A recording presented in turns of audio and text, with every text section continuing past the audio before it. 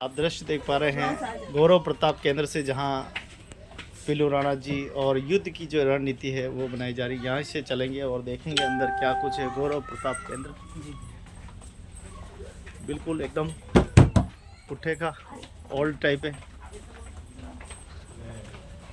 वास्तव में पहली बार आने का मौका मिला है और ये देखिए किस प्रकार से लड़ाई लड़ी जाती थी। हर एक दृश्य को यहाँ पे बहुत ही प्रमुखता से दिखाया गया है। ये सारे हरे हरे स्वागत है प्रतापगढ़ केंद्र में। यहाँ पे दिखाया गया हल्दी घाटी युद्ध में महाराणा प्रताप की विजय रही तो उसके बारे में दिखाया। हल्दी घाटी युद्ध हुआ 18 जून 1576 ईस्वी में महाराणा प्रताप और अकबर की सेना के बीच। तो वैसे तो महाराणा प्रताप के पास ऐसी कोई सेना नहीं थी जो कि लड़ पाए, तो 36 बिरादरी के लोगों ने मिलकर महाराणा प्रताप का सहयोग किया और उसमें भी थे ज्यादातर वीर लोग जिनको की मैदान में नहीं लड़ना आता। तो महाराणा प्रताप ने योजना बनाई कि जो अपनी सेना उसको दो भागों में बांटेंगे।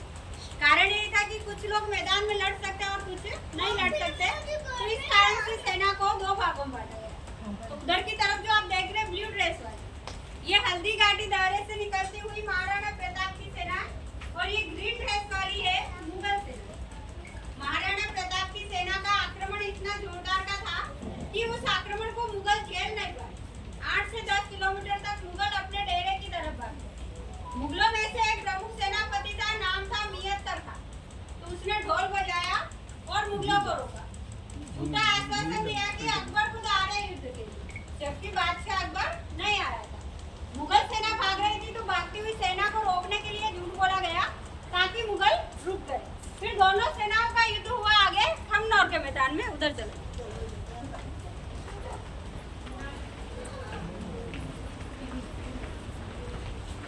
मेवाड़ की यह धरती इतिहास से भरी पड़ी है और एक एक करके दृश्य को समझते हैं।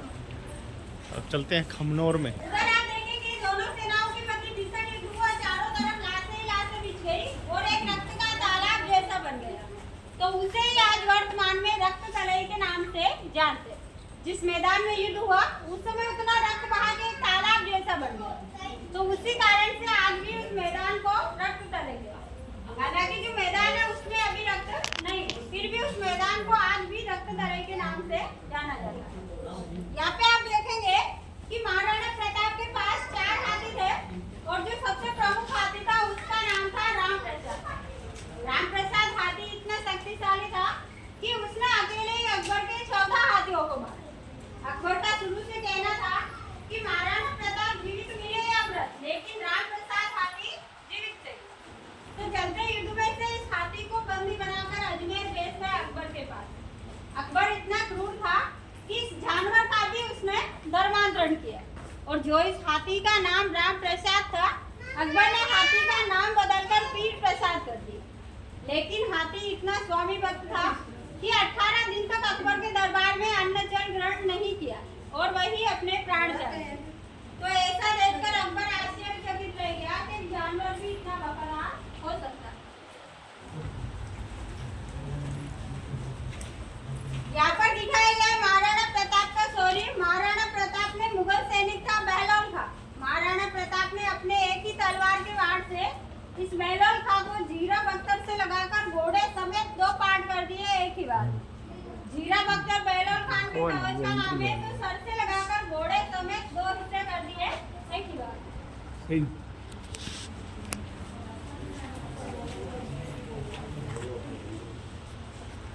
इधर ये महाराणा प्रताप है और ये है मानसिंह जो कि अकबर की तरफ से आया था युद्ध के लिए।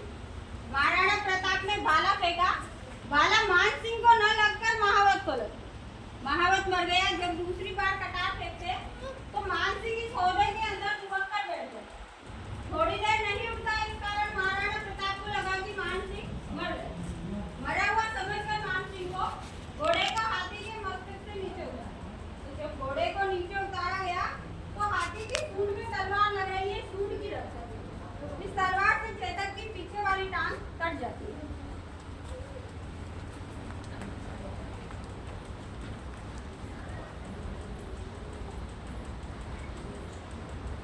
यहाँ पे देखेंगे कि ये झालामान है। ये जो झालामान थे इनकी शक्ल हूबहू महाराणा प्रताप जैसी ही लगती थी। जब मुगलों के पास एक अतिरिक्त तोपखाना आ गया तब झाला महान ने महाराणा प्रताप से कहा कि आपका राज चिन्ह मुकुट मुझे दो, मैं मुगलों को रोकता हूँ, तब तक आप वापस पहाड़ी क्षेत्र में जाकर मोर्चाबंदी करें। इन्होंने महाराणा प्रताप का मुकुट लगाया। मुगल इनको महाराणा प्रताप समझकर लड़ते रहे। जब इनकी मृत्यु हो गई उसके बाद मुगलों को पता चला कि महाराणा प्रताप नहीं और झाला मान सिंह है, जो कि बड़ी सादड़ी के थे, तो महाराणा प्रताप की जगह इनकी डेथ हो गई। इधर ये है बिल्लू राणा की सेना। महाराणा प्रताप की जो सेना थी उसमें ज्यादातर भील लोग थे और भीलों को मैदान में नहीं लड़ना आता, तो इस कारण से इन्होंने पहाड़ों में चढ़कर तीर कमान और पत्थरों से मुगलों पर आक्रमण किया। तो इस पद्धति को छापा मार या गोरिल्ला पद्धति कहते हैं। इधर आप देखेंगे कि चेतक की टांग कट गई और टांग कटने के बाद भी चेतक ने एक 20 फीट का चौड़ा बरसाती नाला था, उसे पार किया महाराणा प्रताप को लेकर। पार करने के बाद चेतक की मृत्यु हो गई, तो आज भी हल्दी घाटी में चेतक स्मारक बना हुआ। ये पूरा दृश्य हल्दी घाटी का दिखाया गया। इसमें भी रक्त तलई आपको लाल दिख रही है, लेकिन आज लाल है नहीं। जो मैदान था उसको आज गार्डन के रूप में डेवलप कर दिया।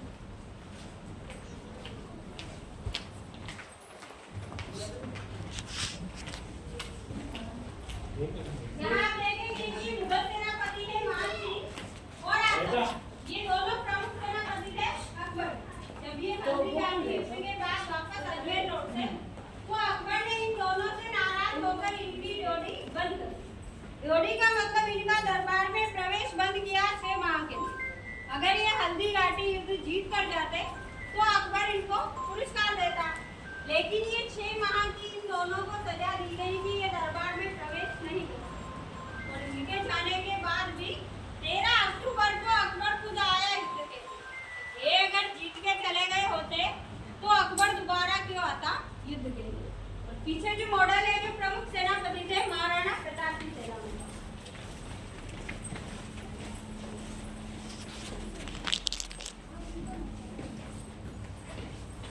यहाँ पे दिखाया गया कि हल्दी घाटी युद्ध के बाद महाराणा प्रताप आवरगढ़ चले गए। सुना होगा आपने कि जंगलों में रहे महाराणा प्रताप, तो वही ये जंगल है आवरगढ़। यहाँ महाराणा प्रताप 9 साल तक रहे और यही रह के उन्होंने अपनी सेना का संचालन किया, तो आवरगढ़ इनकी संघर्षकालीन राजधानी माना जाता है। इसके बाद महाराणा प्रताप चावंड चले गए।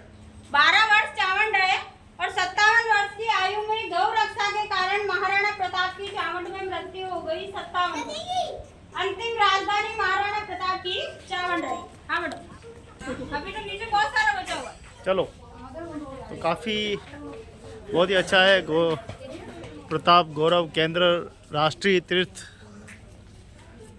ये मूर्ति और विमला जी हमको बहुत ही अच्छे से बता रहे हैं। प्रताप की जो एज है वो 57 इस वजह से मूर्ति को 57 ये 57 की मूर्ति है, एज के अकॉर्डिंग बनेगी।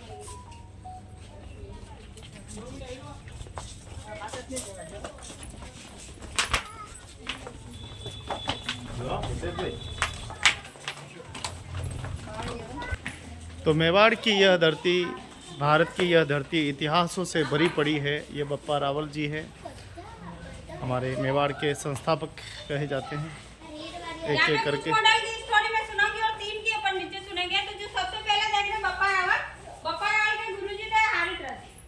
जो हारित राशि थे, इनकी प्रेरणा से बप्पा रावल एक ग्वाला से महाराणा बने और मेवाड़ के प्रथम महाराणा बने बप्पा रावल। बप्पा रावल ने मेवाड़ राज्य का विस्तार किया, काबुल से लगाकर संघर्ष। फिर देखेंगे घोड़ा बादल और महारानी पद्मिनी। ये जो घोड़ा बादल थे महारानी पद्मिनी के भाई भतीजा थे। जब अलाउद्दीन खिलजी आया 1303 ईस्वी में, तब जो बादल था महारानी पद्मिनी का भतीजा वो स्वयं महारानी पद्मिनी अलाउद्दीन खिलजी के समक्ष है। तो घमासान युद्ध में घोड़ा बादल और इनके पति की मृत्यु हो। जब ये समाचार महारानी पद्मिनी ने सुना तो इन्होंने 16,000 सतरानियों के साथ चित्तौड़ का प्रथम जोर किया 1303 ईस्वी। वैसे तो मेवाड़ में 3 जोर हुए और तीनों ही चित्तौड़ में हुए, लेकिन प्रथम जो जोर हुआ वो महारानी पद्मिनी ने। देखते हो इधर आगे दूसरा जो जोर हुआ आप देखें महाराणा कुंभा, द्रौपदी वीर चुंडा, महाराणा हमीर, छत्रपति शिवाजी, महारानी पद्मिनी, गोरा और बादल, बप्पा रावल जी, हारित ऋषि। नीचे ऊपर की मूर्ति देख रहे हैं, ये भी दोनों चाचा और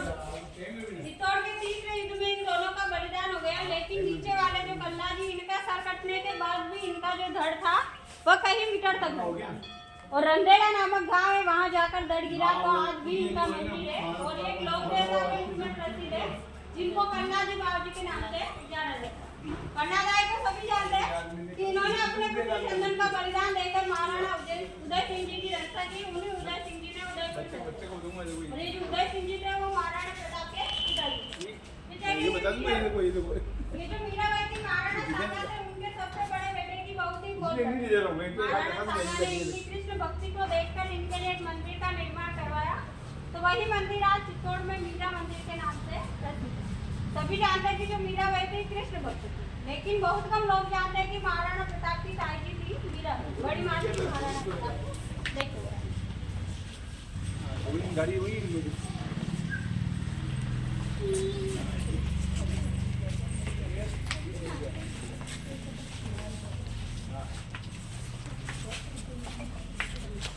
मेवाड़ की यह धरती आप देखिए कि इतिहास से भरी पड़ी है। यहाँ भक्ति की झलक भी है तो यहाँ शक्ति की झलक भी है।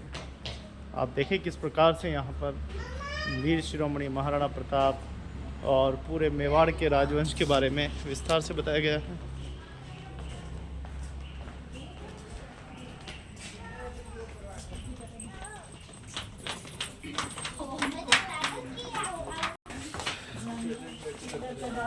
तो बहुत ही खूबसूरत बनाया गया है। देखिए आर्टिफिशियल हाथी, बहुत सारे शेर, चीते सब लगाए, ऐसा लग रहा है जैसे असली में। तो यहाँ पर पूरी प्रदर्शनी है।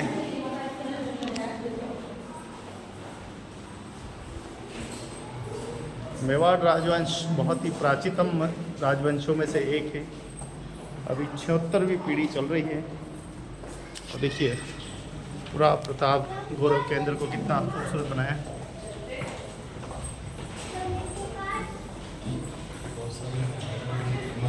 तो चलिए बिना देर किए हम फिर आगे जाते हैं। पूरा सैटेलाइट है, सब तरफ कैमरे लगे हुए हैं। और ये छोटा बालक भी देखो पूरा देखने के लिए। आप देख रहे हैं गौरव प्रताप केंद्र। बहुत लंबा है, ऐसा लग रहा है कि किसी के सुरंग में जा रहे हैं।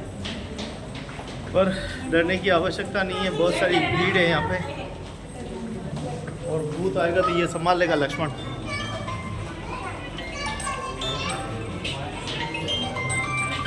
मैं तो अभी देख लीजिए, अभी कुछ यहाँ पर गतिविधि होने वाली है, इसीलिए गौरव प्रताप केंद्र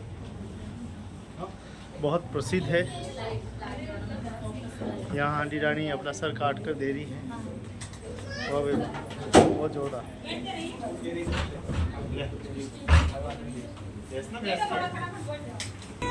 किशनगढ़ की राजकुमारी चारुमती की सुंदरता पर मुग्ध होकर औरंगजेब ने उससे विवाह का प्रस्ताव भेजा। अपने पति के रूप में वर्ण कर लिया है। अब आप औरंगजेब से मेरी रक्षा करें, अन्यथा मैं प्राण त्याग दूंगी।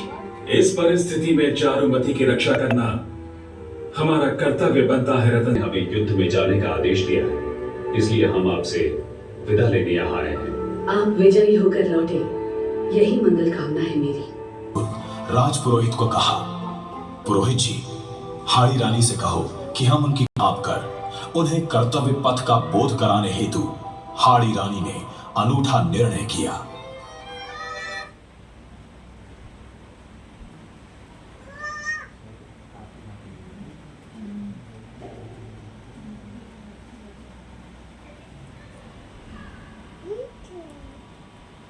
थाली में चुनरी से ढके हाड़ी के सिर को देख रतन सिंह हतप्रभ रह गए। माला के रूप में पहन लिया और आमेर के पास हुए युद्ध में औरंगजेब की सेना को परास्त कर अपना बलिदान दे दिया। इस पति को प्रेरित करने को सिर काट दे दियो क्षत्राणी, सिर काट दे दी रानी।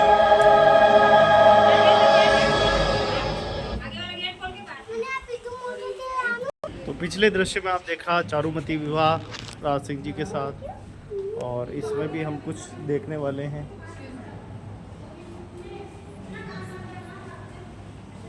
तो इतिहास से भरी पड़ी है यह मेवाड़ की धरती।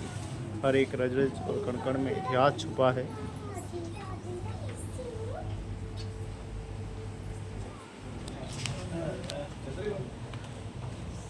गौरव प्रताप केंद्र का दृश्य आप देख पा रहे हैं। में आया किंतु उसे भी असफलता ही मिली।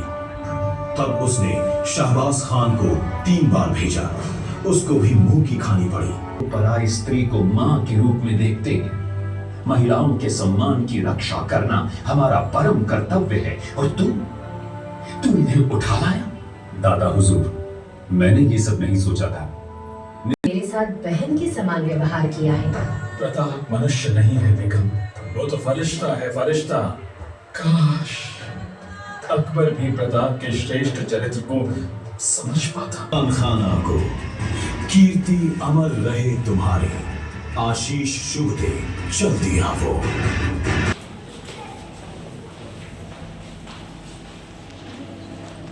तो चलिए दूसरा म्यूजियम में चलते हैं। यहाँ की दृश्य जबरदस्त है।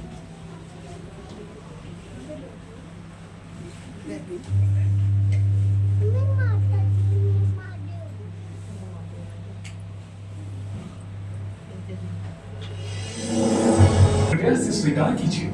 धन्य भामाशाह, तुम धन्य हो। संकट की इस घड़ी में तुम ये धन संपदा लाए हो।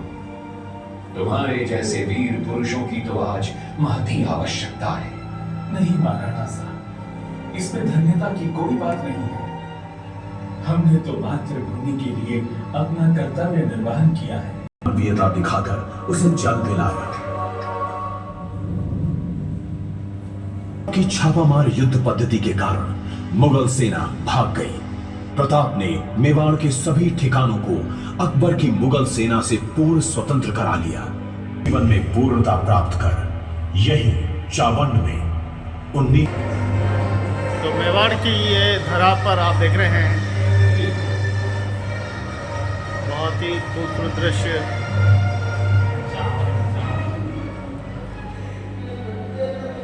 कैंटीन अल्फार भी है।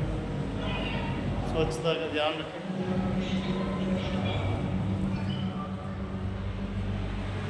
तो चलिए अभी जल मंदिर भी है।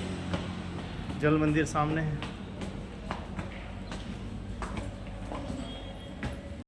आप देख पा रहे हैं प्रताप गौरव केंद्र।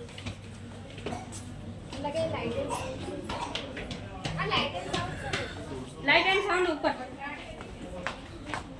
इसमें लाइट से होता है। तो प्रताप गौरव केंद्र से सीधा दृश्य। सीधे अंदर बैठते रहिए, फिर मंदिर अपन बाद में दर्शन करेंगे। इधर अंदर। हाँ, तो आप देखिए कितना बड़ी बड़ी बिल्डिंगें दिखाई दे रही हैं यहाँ से। और ये है मंदिर खूबसूरत। जय हो।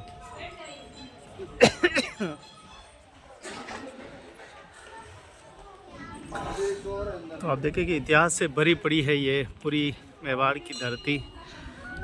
पूरे म्यूजियम बनाकर सरकार ने बहुत ही अद्भुत कार्य किया है। शक्ति धाम मेवाड़।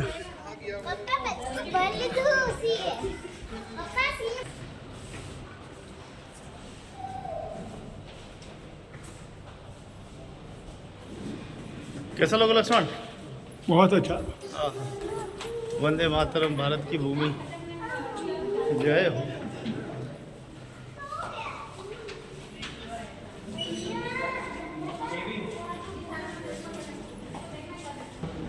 सारी स्पार्क यही है। वाह भाई वाह।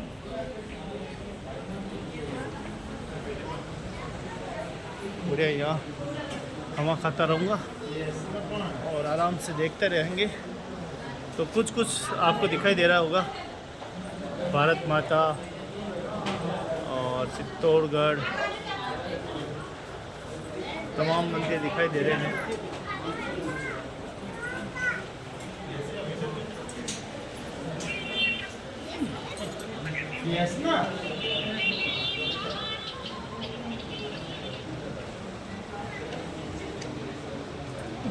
ये जो बदल ना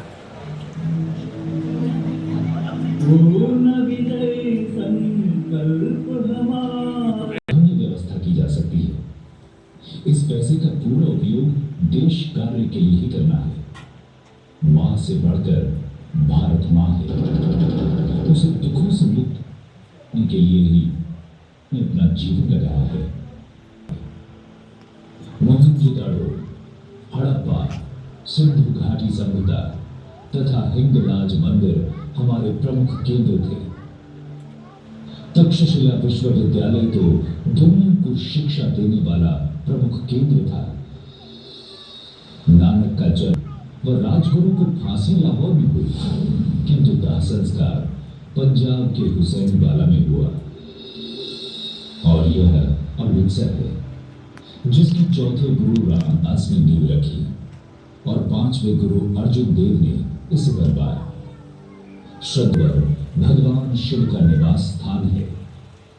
चीन की गिद्ध दृष्टि ने इसे नोच लिया है। हमें इसे फिर से प्राप्त करना है। हमारा अविभाज्य अंग है। अमरनाथ, वैष्णो देवी, बद्रीनाथ, केदारनाथ, हरिद्वार, ऋषिकेश आदि पवित्र तीर्थ यहीं पर हैं। यह देवभूमि है। नेपाल का पशुपतिनाथ मंदिर हिंदुओं का आराध्य स्थल है। नेपाल हिंदू राष्ट्र है। बिहार में पाटलिपुत्र हमारी प्राचीन नगरी है। यहाँ की पावन भूमि में भगवान बुद्ध ने लीलाएं की हैं।